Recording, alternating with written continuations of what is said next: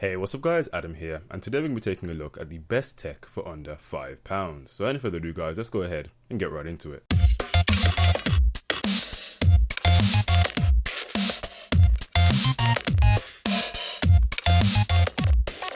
Okay, so coming at number one, we have the HDMI splitter or multiplexer. This is basically a device that is going to be useful for people who have an older HD TV, for example, or a monitor that only has just the one HDMI input. Now, if you have several HDMI devices like a games console, a TiVo box, or a Blu-ray player, then of course you want to have all these devices connected at one time without having to keep switching and changing over the wires. This little device here allows you to go ahead and select 3 different inputs. You can have up to 3 inputs within this device and then 1 output, which will of course go to your TV or monitor. And you can simply just use the device to go ahead and select through each individual device and choose which one you want to go ahead and use for that specific time. So of course this device allows you to make sure you don't have to go ahead and change all the wires or switch any of the components around when working with all of your HDMI devices. So I personally, this is going to be a very useful device for those people who have several HDMI devices and just a TV or monitor that only has one HDMI input. So next on the list is going to be the 2000 mAh power bank. Now power banks are starting to become a major necessity now, especially with smartphones only lasting 1 to 2 days on a full charge. Of course, you're going to be somewhere out and about and you're not near a power outlet. It's always useful to go ahead and have one of these power banks with you. Now this isn't going to be able to charge your phone over several cycles because it's only 2000 mAh and most batteries now are between 2000 and in some cases 4000 and 5000 mAh.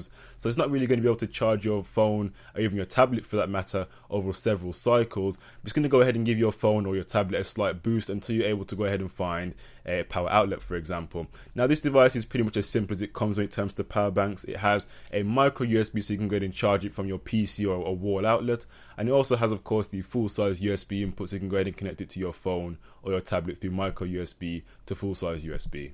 So coming next on the list is going to be the micro Wi-Fi card, and it's definitely micro with good reason. Now I actually remember a time when Wi-Fi cards or adapters were actually really expensive. I mean, the very first one I bought, I've actually got it right here.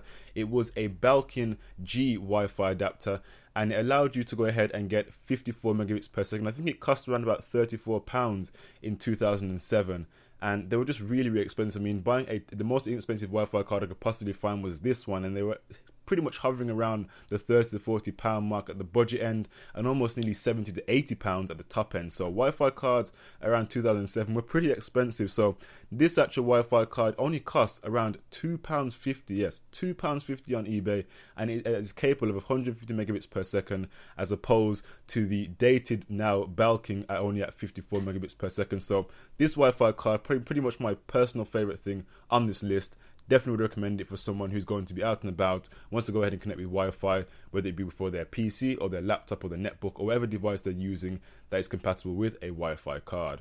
So the final item on the list is going to be the 4-port USB 3.0 hub. This hub is going to be perfect for people who have a laptop, for example, with only a few USB ports in it, or a really small PC tower or a micro ATX board that only has a few USB ports on it. This is just going to give you a few more USB ports to your disposal.